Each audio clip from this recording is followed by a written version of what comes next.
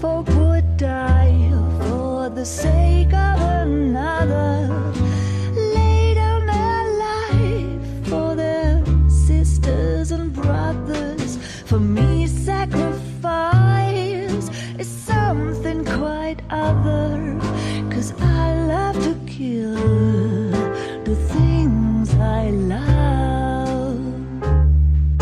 The look in your eyes will turn to surprise as you feel the pain and you realize the one hurting you is somebody who once said, I love you.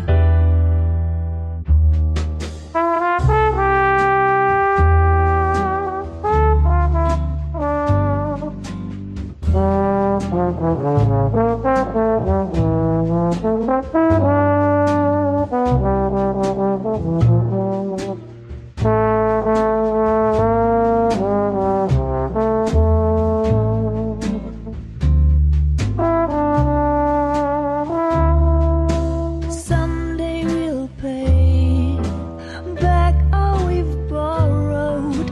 What we love today, we'll lose tomorrow. But I won't need to wait for my share of sorrow, 'cause I always kill the things I love. I won't need to wait for my share of sorrow, 'cause I already killed the things I love. The things I love. The things I love.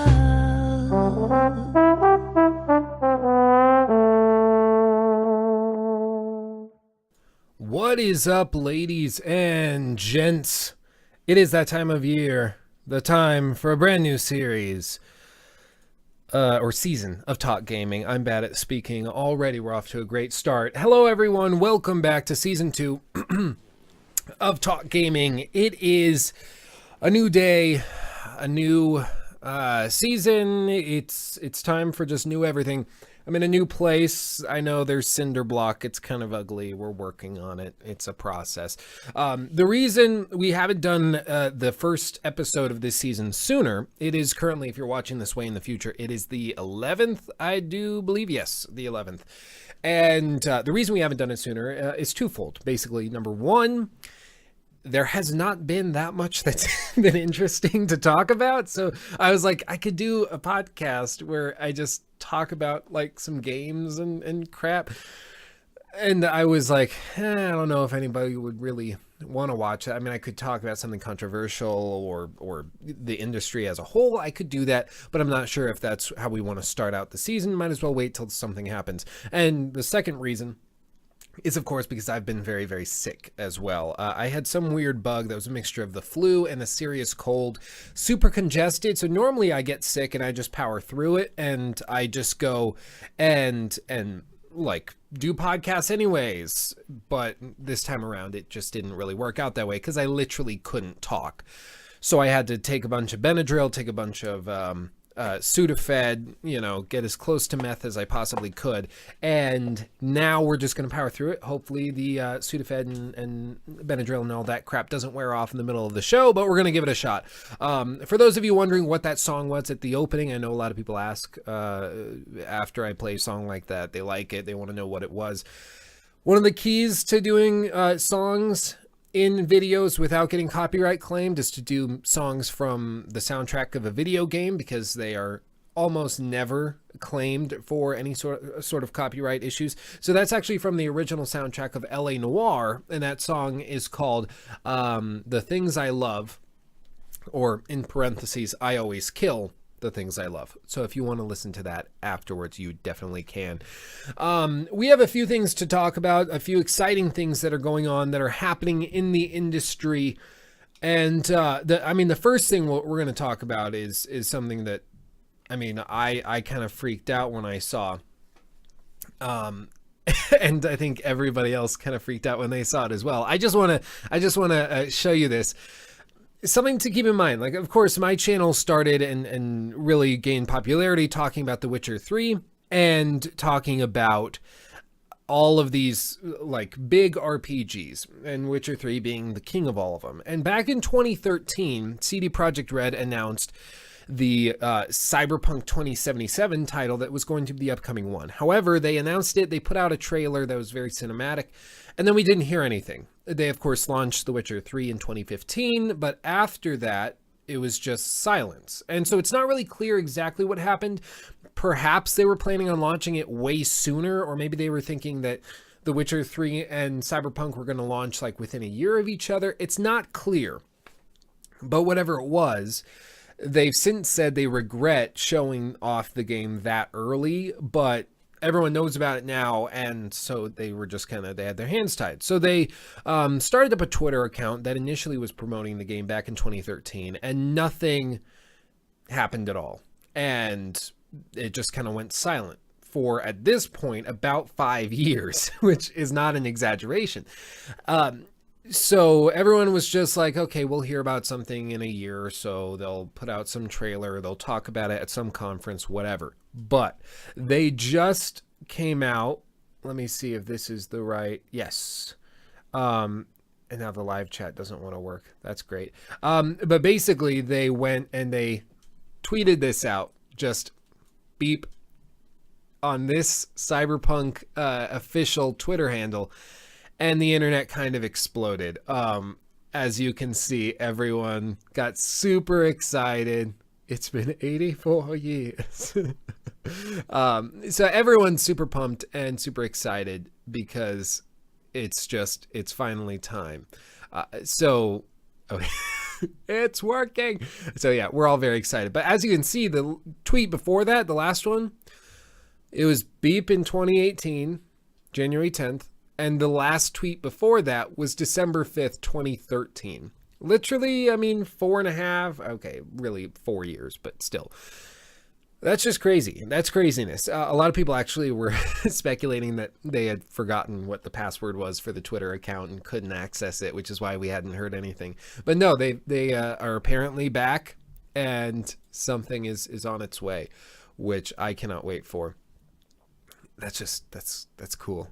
Whatever it was, back what they were doing in 2013 is way further along now, and we can only dream of what they might be working on.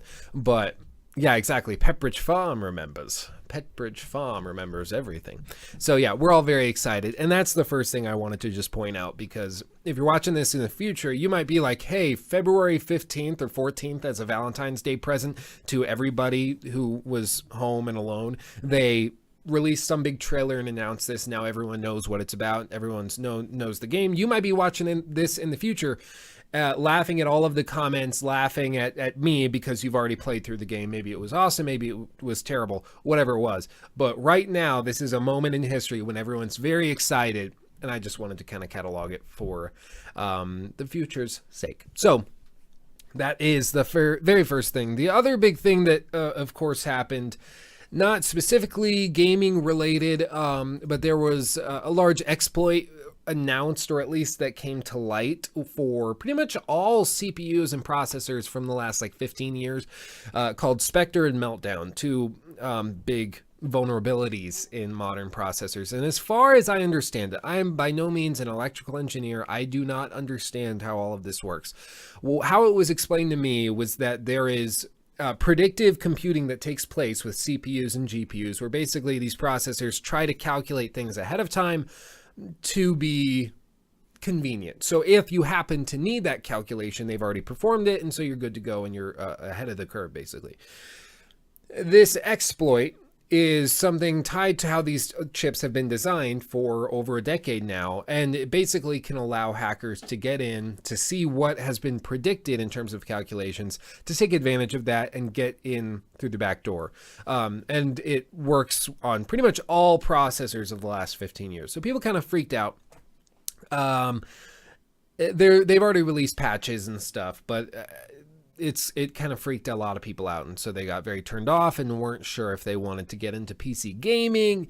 In reality, it's ridiculous to stay away from PC gaming as a result of this, because I mean, exploits have been around forever, and the chances of you being taken advantage of by this exploit are so small, just because all of the hackers that might see this, if it hasn't already been patched, which most of them have, they're going after the big companies that will actually give them money. You know, going after you to get $200 as a ransom for your computer isn't going to do a whole lot. Whereas if they went after Microsoft and got a hold of one of their servers, you're talking millions and millions of dollars. So that's about all there is to it. But that kind of caused the internet, and not just the internet and the gaming community, to go into a tussy, but pretty much everybody got thrown into a tussy. I'm sorry if you hear a barking. There's a neighbor who has a dog that's quite annoying, but that's what happened there. As for other gaming related stuff, there hasn't been a whole lot that's been going on. Of course, the title of this show for today is that the Nintendo Switch is bitchin', because it really, really is, and they're kicking absolute hiney. So if we swap over here, I need to share the screen so we can look at this. If we swap over here, Nintendo just had a Nintendo Direct, as they call it, which is just their chance to announce and to talk about things that are going on in their specific corner of the gaming community, to announce titles, to announce hardware updates, to announce software updates, anything that might come out. And so this was their opportunity to do just that. And they announced a bunch of different games that are going to be coming to the Switch over the next year. For instance, Kirby Star Allies is coming on March 16th, which could be fun. The latest entry in the long-running beloved side-scrolling franchise starring Kirby is arriving on the Nintendo Switch in short order. So that'll be kind of fun. I can't really play it or play anything because this will get instantly taken down. Gotta love Nintendo. Which again, a lot of people have been asking why I haven't done like a big video on any Nintendo title, whether it's Breath of the Wild or Super Mario Odyssey or whatever game you're talking about. I wanted to bash ARMS, for instance. I really wanted to bash ARMS and to just try to tear it apart, because I'm angry I spent any amount of money on that. But the reality is, if you make any video on it, your stuff gets taken down, and then you get like a strike, and then you have trouble monetizing any video. It's just a mess. So I guess in that sense, their scheme has worked, but basically I just have not messed with it. So I can't even play this video, but pictures should be fine. As for the next game, a new Mario Tennis game called Mario Tennis Aces. They really have a knack for naming things. It's coming this spring, which could be fun. Nintendo's continuing to produce a steady beat of games starring Mario for the Switch, with Mario Tennis Aces being the latest. The game also stars a large cast of other Mushroom Kingdom favorites like Luigi and Wario, and this new entry even has a story mode of sorts. Since the game was only just debuted on Thursday morning, we only have a limited amount of information about this thus far. Check out the bit of information, blah, blah, blah. Again, just not much has been announced. It's really hard to tell what's going on, what it's going to exactly look like. It's just not clear at all. So there's just not much to talk about there. Donkey Kong Country Tropical Freeze is coming on May 4th, which is interesting. And this is the one that a lot of people have been freaking out about. Dark Souls Remastered, which there have been rumors about a Dark Souls port coming to the Switch for a long time. Going all the way back, I believe, to like May and June of last year, when the Switch was still in its infancy. There was talk of this coming. And it's no surprise that they could get Dark Souls to run on the Switch. It came out in 2011, and it was very popular at the time, and of course now it's even more popular. However, this is not just a Switch port. This is actually a remastered version of the game that's also coming to the Xbox One and to the PS4. You can expect maybe, we haven't seen exact details, like what they say officially is Dark Souls is getting a visual overhaul and improved frame rate and resolution, according to Nintendo officially, and it comes with the DLC Artorias of the Abyss. So that's cool. Again, what that means, we don't really know. The original Dark Souls ran at like 720p, I believe, at max resolution. So it's really hard to tell what this is going to run like. Do they mean that like on the PS4 and Xbox One, you're going to get 60 FPS? Hopefully, because that makes such a big difference in these that it's kind of stupid. But it's just not clear exactly. Because like you can play Doom. I was talking with somebody I knew, or I know very little, more of an acquaintance, but he got a Switch and he's playing through Doom on the Switch, and he's like so excited because he's never been able to play Doom before. And I'm not sure how good that experience would be. Frame rate drops are real. The graphics are of course downgraded, but at the very least it's good that they're giving these games to people that wouldn't have otherwise played them, people that consider themselves more casual or not hardcore gamers that got a Switch because it seems fun. It's portable, it's kind of lightweight, it's not too intrusive on your daily life. And now they're having access to all these games that you normally would only have access to on the PS4, Xbox One, or the PC, which is kind of cool. So, it'll be really interesting to see how that turns out. This one's coming May for $40, which I can appreciate. I mean, after Bethesda launching all of these versions of Fallout 4 and Skyrim for $60, slightly remastered, whatever, it's just nice to see a company that understands it's not a full release. You're not releasing a fully new game. You're just releasing a remastered version of it. So to not charge the full 60 and to include the DLC, I think is a baller move. I appreciate that a lot from software. And this, at the very least, will probably hold them over to or until they release whatever their next game is that they showed off. I mean, they didn't really name anything. They just showed like this screw with a rope at PSX. So it's not clear if that's like Bloodborne 2 or if that's something else. We don't really know. No, it wasn't at PSX. It was at the Game Awards on December 9th. So that'll be interesting. Hyrule Warriors, the definitive edition, is coming. It's a third-person action game set in the world of The Legend of Zelda, but more focused on action than narrative.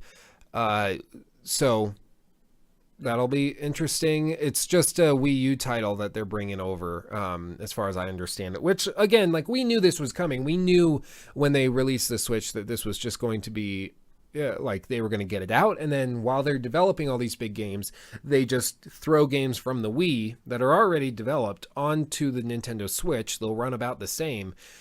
And then it's just like getting people to play those games that you would hope people would play initially that nobody ever touched because it was on the Wii U. So not a bad idea. And you're going to see a lot more of this. I'm shocked we haven't heard anything about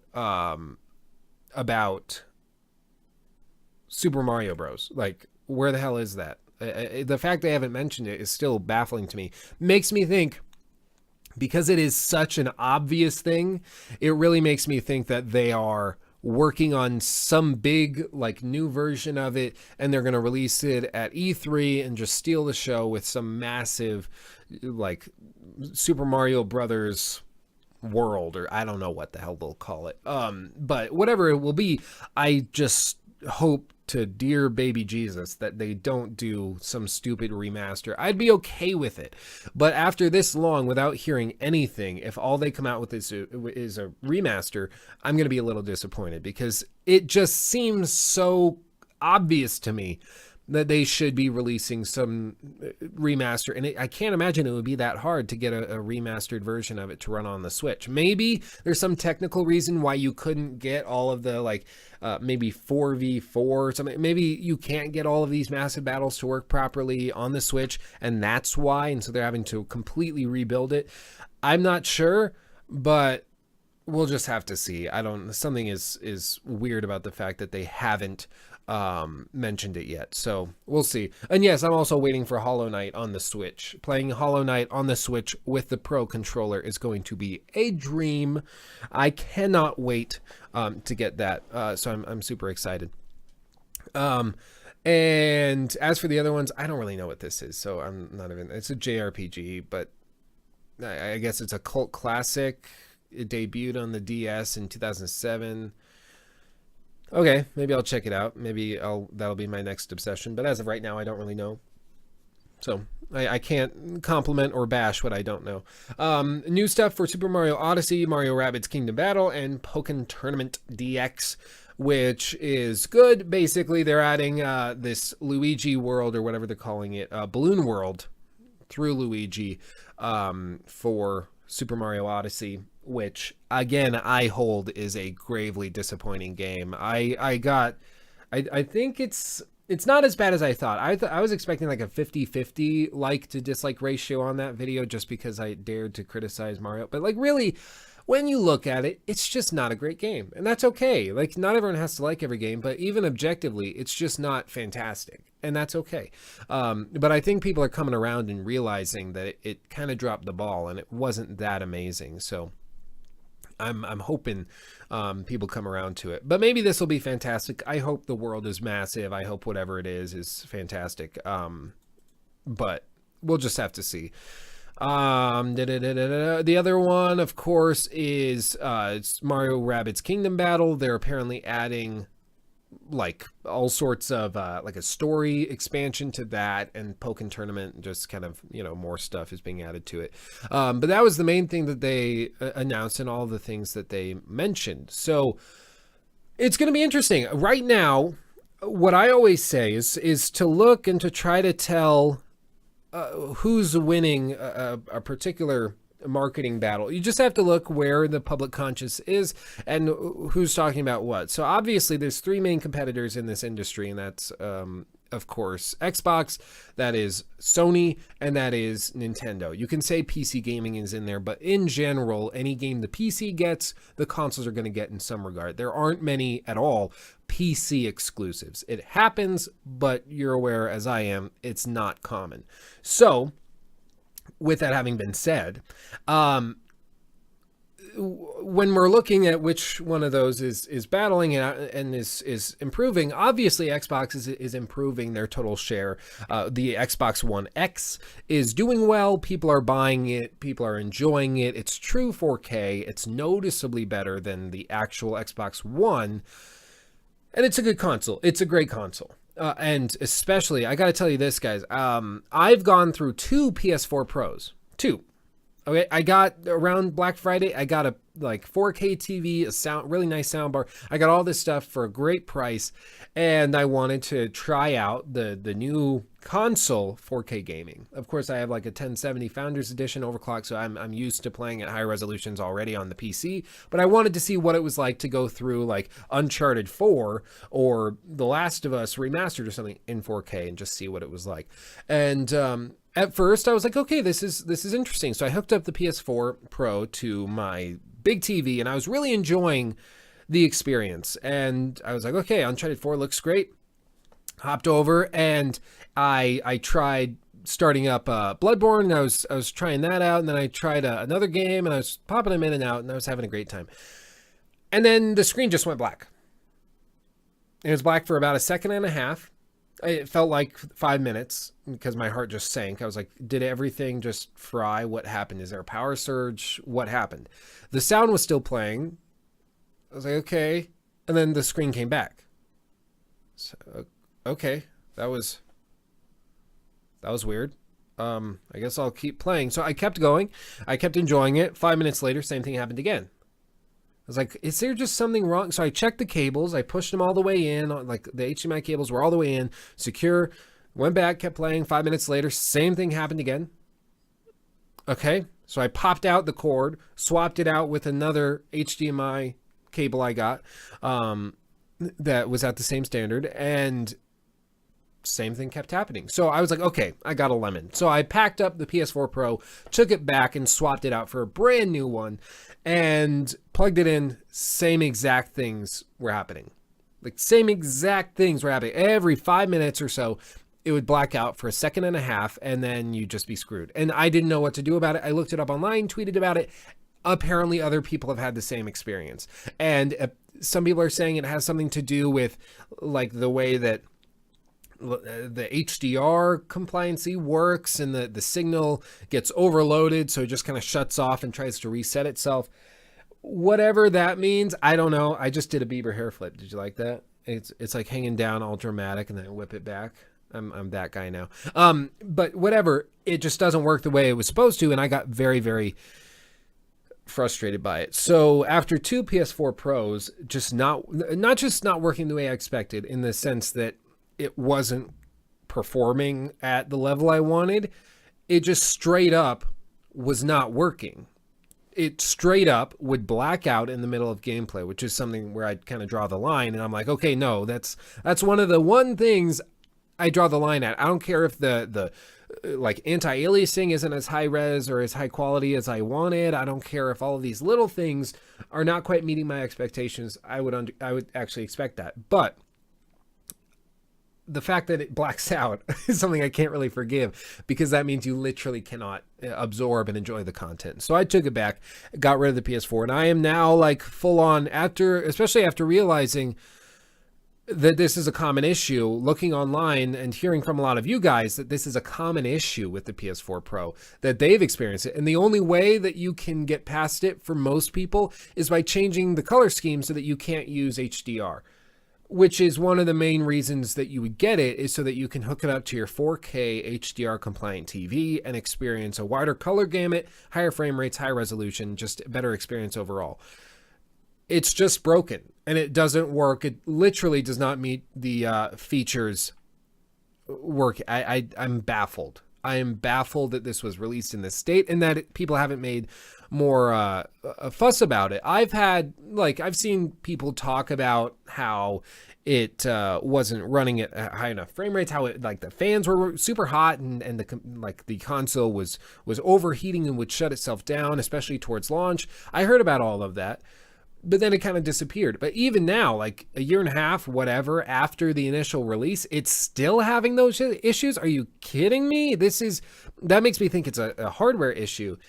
And the fact that that was released and still hasn't been rectified is baffling to me. And it makes me think that Sony might be resting on their laurels a little bit, and they better not continue, because if they keep that up, if the attitude that allows that to happen to one of your flagship consoles, if that's prevalent all over your industry and all over your business model, there's going to be some crap that's going to hit the fan. So speaking of that, PS4 and is still rocking out. PS4 Pro, grave disappointment. The Xbox One X has generated way more hype in terms of 4K gaming than the PS4 Pro did. The PS4 Pro was simply rushed. I think at the end of the day, that's something you can confidently say, is that it was rushed.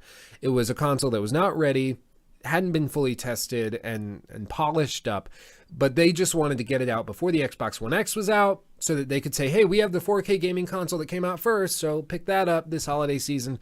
And they succeeded in that, I suppose, but they put out a crappy product as a result. And now that the X is out, it's laughable.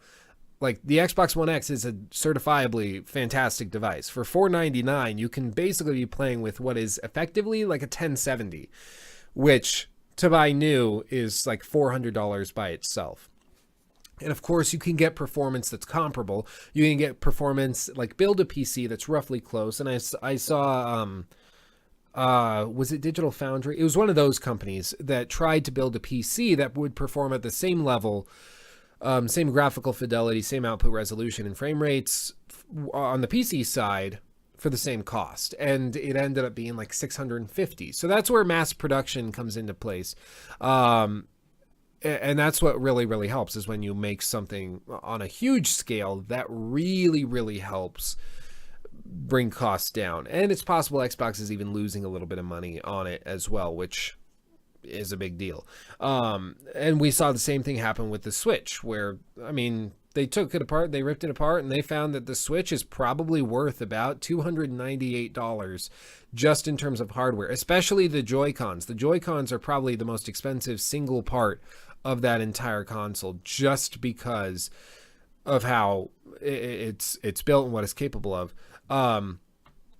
So I guess maybe in this day and age, you just have to accept that you're not going to make money on the console and on the hardware, and that you have to kind of sacrifice it and hope that you make your money back up in software. That's probably where we're at nowadays, because people don't want to be spending $800 on a high-end console. To be honest, I'd be okay with spending $500 on an actual PS4 Pro if it meant I got to play in true 4K all of those titles I'm used to. But Sony wanted to put something out at $399. They wanted to put this out. They just kind of dropped the ball on it, which was a little disappointing because I expected more. And maybe I just got really unlucky twice in a row, and so did all those other people I talked with. But in the end, and at the end of the day, it was just flat out disappointing. But the Switch by far has captivated the public's imagination far more. So Sony, of course, everyone's like, well, if you want a great gaming experience, get a PS4. They have great exclusives, and they only have more great exclusives coming out in 2018. They're going to have, of course, God of War. It's unclear where The Last of Us Part 2 is in that lineup. Likely it's a 2019 title. That would be my guess. They said about a month ago that they were about 50% done with the game. Neil Druckmann, the game director for The Last of Us Part 2, said that the game was really polished in that cutscene that they showed off at, I believe it was PSX. No, it was before. It was at Paris Games Week. And he was like, the game in that portion is really polished because we knew we were going to show that portion off. The rest of the game is a buggy mess that's completely and utterly broken. And right now it's a little disheartening because it's so broken we aren't sure how we're going to pull this off. But that's always how it works. And that's just kind of the case with most of these games, is that they tend to be broken utterly and completely right up until release, when everything comes together and they kind of make it work. So I'm not sure where that is and how far out it is and how long they've been working on it. Basically, after Lost Legacy, they got everyone on board to work full time. So if they were at about 50% completion a month ago, having the Lost Legacy come out, was it September, October? Was it even November? I'm not sure when did Lost Legacy come out? Let's look at this up. The Lost Legacy came out, August. Crap, it came out August. As you can tell, I was a big fan of it. So that came out August 22nd. So since August, they've had a full team working on it. So I would expect probably early 2019, maybe. Maybe if they really rush it, they could get it by the end of 2018. You just never know. So it's going to be interesting to see where that falls. But Sony has some great exclusives coming. Spider-Man is going to be a big deal. And they just have everything going for them, seemingly. But we've seen this before. When everything's going right for a company, they get full of themselves. They try to push the Kinect with every console. People stop buying it. People switch over to the other side, and then they play catch up and try to forgive everyone, or try to beg for forgiveness and win back their market share.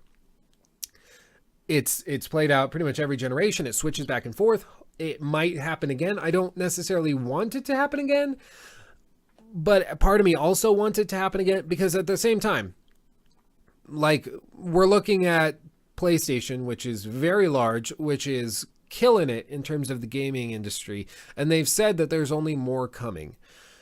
But you look at something like Xbox, they don't have a lot of exclusives, primarily because their CEO has said that they don't believe exclusives are good for customers. They are bad for the consumer, which I agree with. Like, if it were a perfect world, we'd get rid of all exclusives. And I've said this many times before.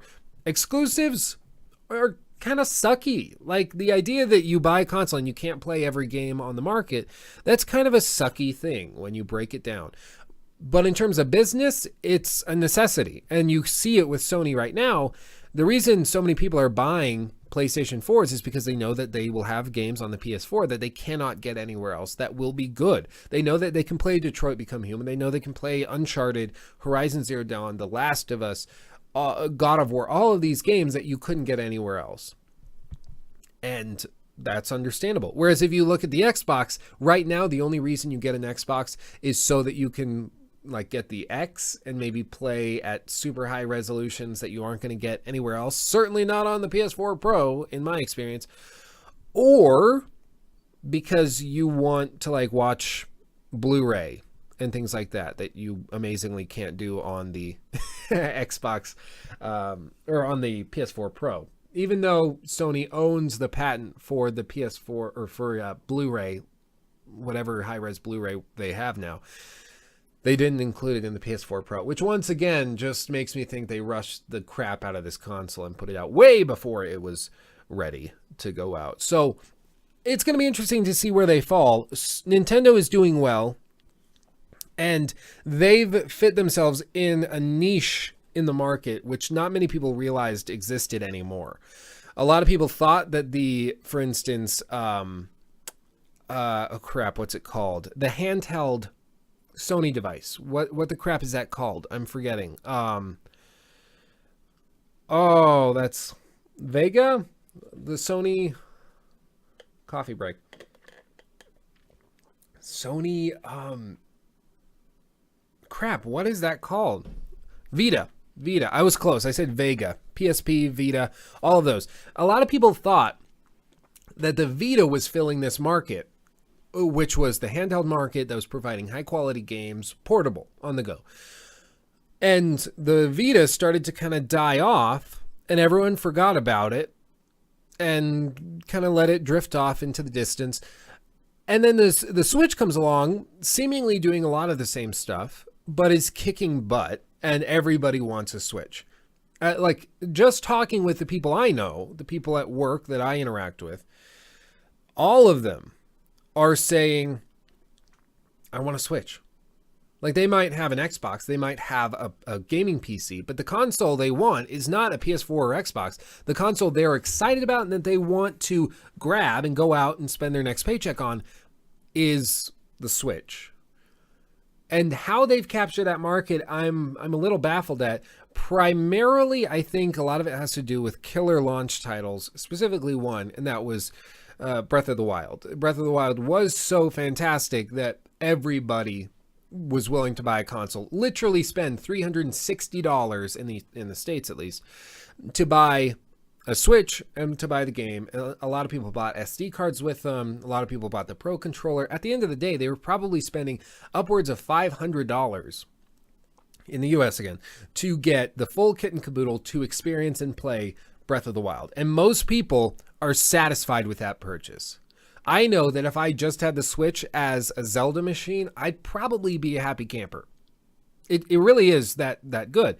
And it's once you add on like Stardew Valley, once you add on Super Mario Rabbids Kingdom Battle, whatever they call it, once you add on all of these other titles that are also phenomenal, and now with more and more titles coming to it, and, you know, soon Dark Souls will be on it and all of these games coming, it's really hard to figure out what they did so supremely well that the Vita wasn't able to do.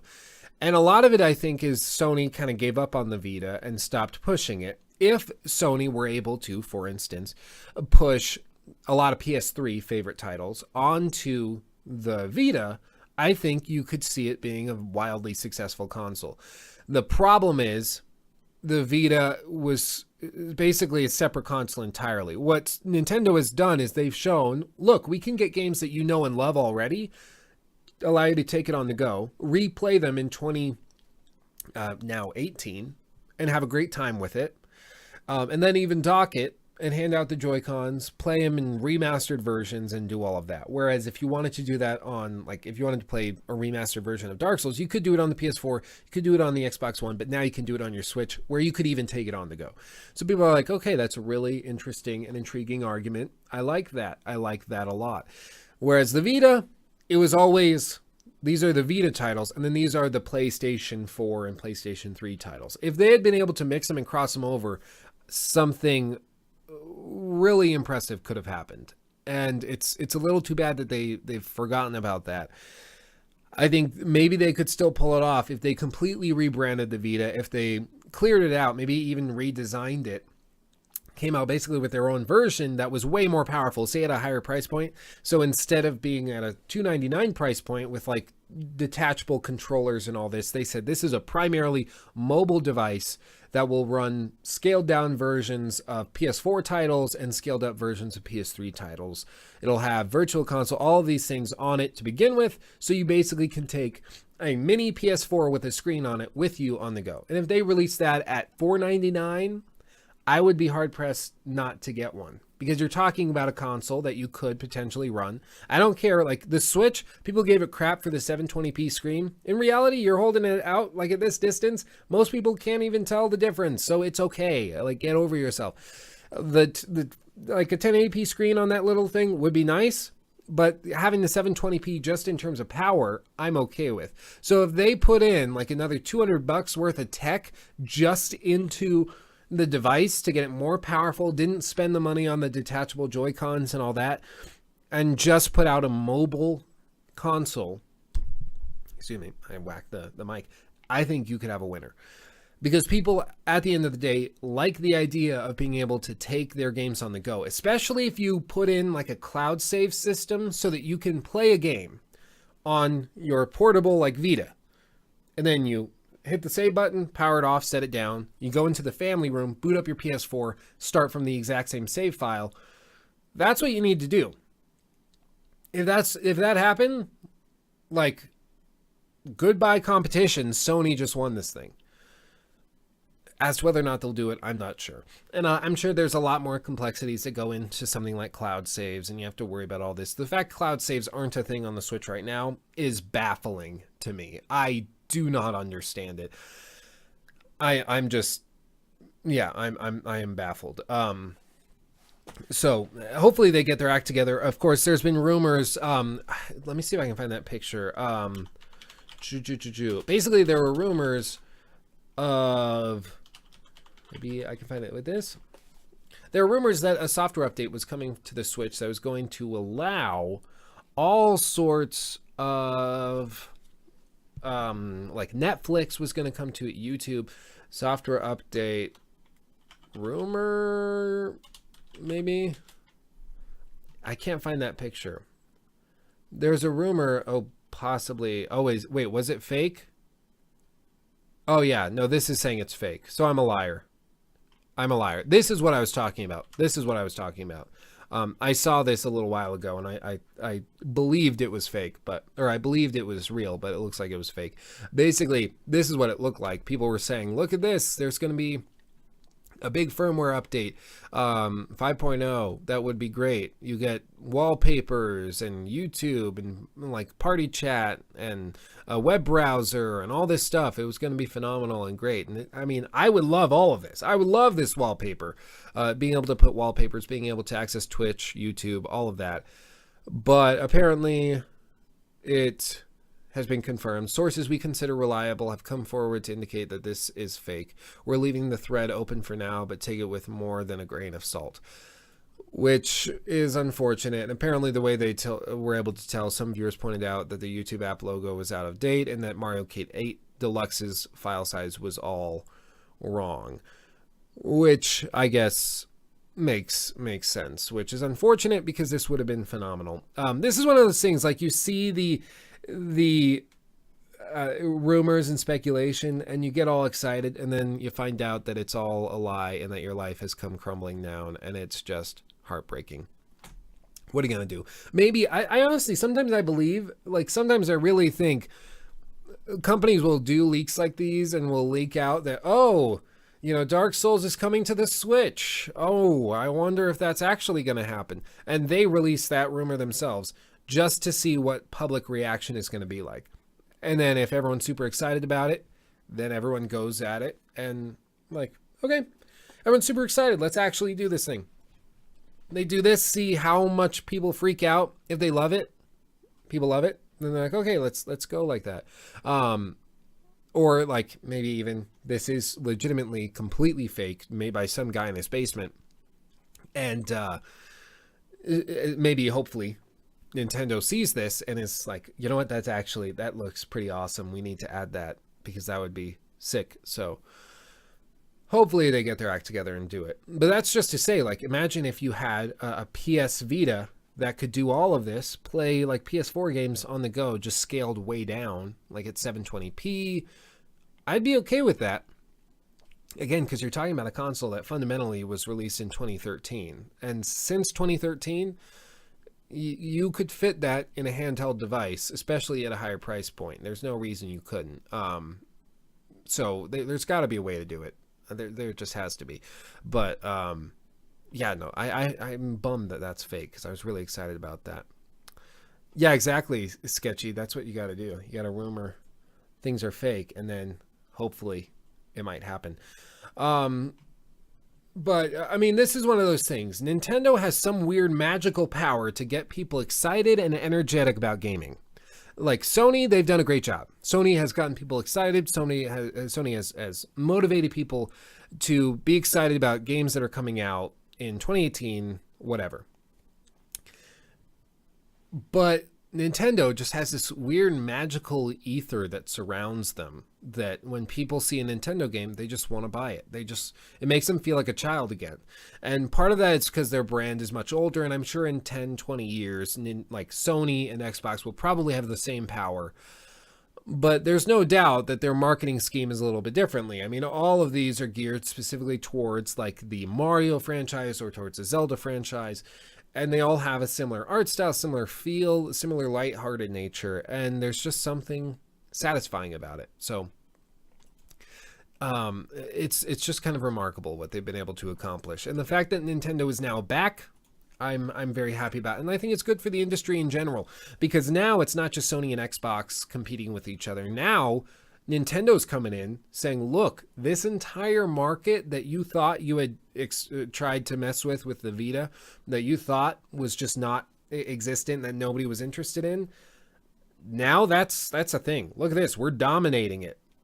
And they're killing it over there. And so if that means that we get a PS4 portable or something, I'd be okay with that. I would be okay with that. We'll just have to see. 2018 is going to be an interesting year because we're reaching a point in the product cycle where we have, of course, the PS4 Pro. We have, of course, the X now. Are they hoping to get another 4 or 5 years out of this console generation? Or are they hoping that they're just going to release the PlayStation, which is what I think it's going to be. I think they're going to have the PlayStation, and then they're going to have the Xbox, and about every year or 2 years, they're just going to refresh it with a newer version, just like your iPhone, just like, you know, your Samsung Galaxy, whatever. Just annually, they're going to release a new one. Everything is still going to work on it. It just will run much better on the newer ones. Like higher frame rates are going to be supported, higher resolutions are going to be supported, all of that. That could work. Maybe they won't do that. Maybe they'll do that. That's basically what you have on the PC side.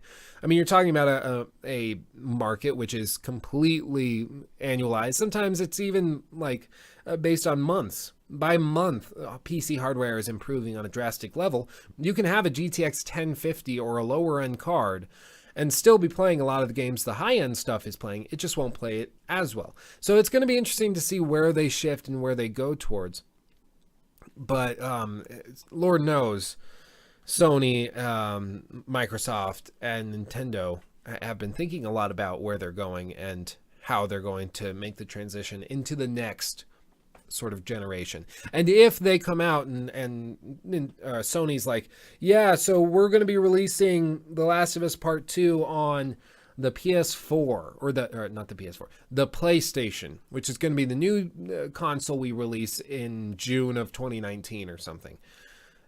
That could be like their next step. Then what's Microsoft going to do? Is there this unspoken agreement that they're not going to release the next console generation until 2020 or until 2021 or whatever? Or are they just going to like wait and jump on it when they see the other guy jumping on it? I'm not sure how it works, but whatever happens, it's going to be interesting, and we'll just have to see how it works. But yeah. You know what time it is? It is time for the final flush. That's what time it is. So let's go at it. For those of you not familiar, maybe this is your first episode. I'm going to turn off the chat real quick. What we're going to do is, this is called the final flush, a holdover from the Lukey Poo days of the channel, only like 2 weeks ago, but still. Basically, what you do is you put in a joke or something that is comedic, something trying to get me to crack up while I read through the comments. And if I crack up while I read through the comments, you guys win. If I don't, then I win. And that's basically how we work. So this is just how we finish out the show every week. We have a good time. No need to get super dirty. We welcome a little dirtiness. It can't hurt. But at the end of the day, we're here to have a good time. And then at the end of the final flush, we celebrate with a video just to take it in together. I know what we're watching. Let's go to this. So basically, put in any funny comments, any witty banter you have. I'm going to get the celebration video pulled up, and then we're going to read through them, usually for about 90 seconds, but I'm really bad at keeping on time, so I end up going for like 5 minutes. I'm just the worst. But let's see. What was it called? I know. This Blah, I'm trying not to say it out loud because I want it to be a surprise. All right, this is it. Okay. We will watch this. Okay. I have it pulled up. I know what we're watching. It's going to be amazing. You guys better be excited. So now I'm going to pull this into the full screen. And we're going to do the final flush. There we go. Okay, so now we're going to jump through the comments. We're going to start the timer there. And we're going to start reading through in 3, 2, 1, let's go. Okay. Oh crap, I scrolled all the way down. I'm the worst. Oh, I suck. I already screwed it up. Okay. I can't find lol, Metacritic, nice joke, dude. I didn't laugh at that. That was just a cough. There's a fine line between a numerator and a denominator. The sad thing is only a fraction of people will understand.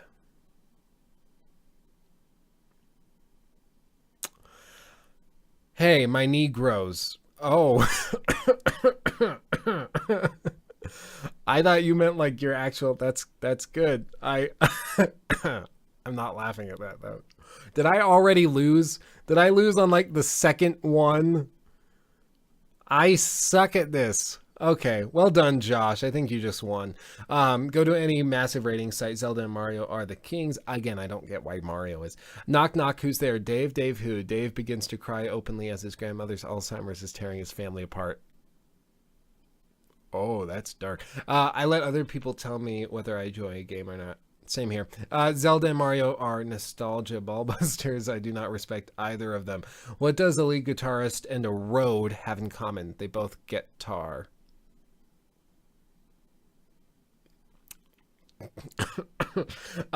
EA, Luke, I'm your father's. Now serve my evil empire. He is showing us the way. Mario Tennis, best strategy game. I swear, that's probably going to happen. Like, they gave Mario, that was a minute and a half. I already lost, by the way, so I'm the worst. But yeah, no, I was baffled at how they could give Super Mario Odyssey, like, every award known to man, when really, they didn't even, like, maybe best, like, family-friendly game, maybe they could get that. But no, the fact that they got what they did was baffling to me. But this is what we're going to watch. Are you ready? This is our celebration. Let me turn the chat back on. This is what we're going to do. Are you ready? For beauty, for grace, for Blacklick Valley High School. This never-ending road to Calvary. Here we go. These men seem to know my crime will surely come a second time. One day I did not live until today. How can I live when we are parted? One day People are laughing. Tomorrow you'll be worlds away. And yet with you my world has started. Really? One more day on my own. Will we ever meet again? One day with him not caring. I was born to be. She's not the worst. He kind of is. And I swear I will be true. But he never saw me there. Really? One more day for I follow where she goes. I join my brothers there. This is a majestical high school performance right here. It gets better. Time is now, the day is here.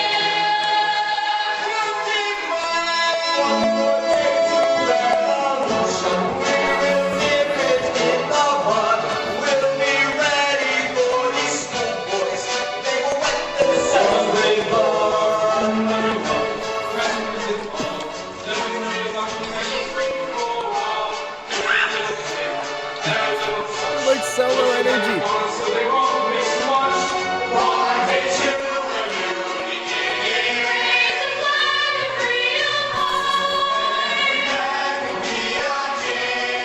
There's no energy. They're just like.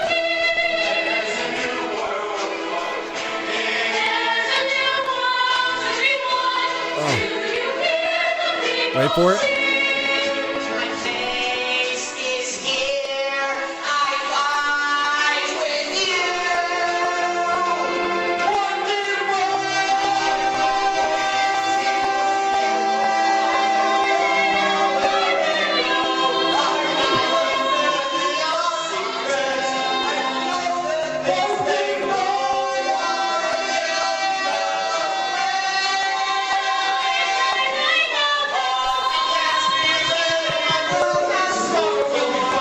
Tomorrow is the judgment day. Tomorrow will discover what our God in heaven has in store. One more dawn. Wait for the last note. It gets better.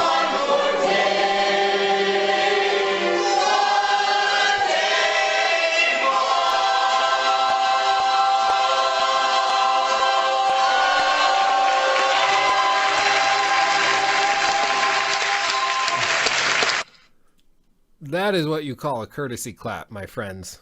That is what you call a courtesy clap. That was Blacklick Valley High School. I don't know where that is in the country, but whatever it is, it was majestic. I'm baffled. But that was an actual production. That's why, like, some shows you probably shouldn't let high schools do, because there's just, you can't do them well when you're that age. Like, I don't care if you're like a Broadway level singer who's just in high school. Like, I don't care. You just can't do that show well when you're in high school. I don't get why they did it. But yeah, that has been passed around to me, and I just cannot get enough of it. I know it's bad to make fun of people. And I agree, it's bad to make fun of people, but the fact that you can't even see their faces because it's so low res, I think makes it okay, because it's kind of like this, the people floating in the ether that you can't really tell who they are. It's like anonymity is already provided, so I feel a little bit better about it, because we're making fun of the idea of this high school doing it. None of us actually know the kids, so that is at least how I justify it to myself. But yes, thank you. Yes, I guess you could say that show was miserable. Yeah, well done, Liam. 10 out of 10 IGN, no doubt in my mind. But there we go. That is episode 1 of the Talk Gaming Season 2. I had a good time. I hope you had a good time too. We're going to get back on the regular schedule now that I've kicked this sickness. It's going to be okay.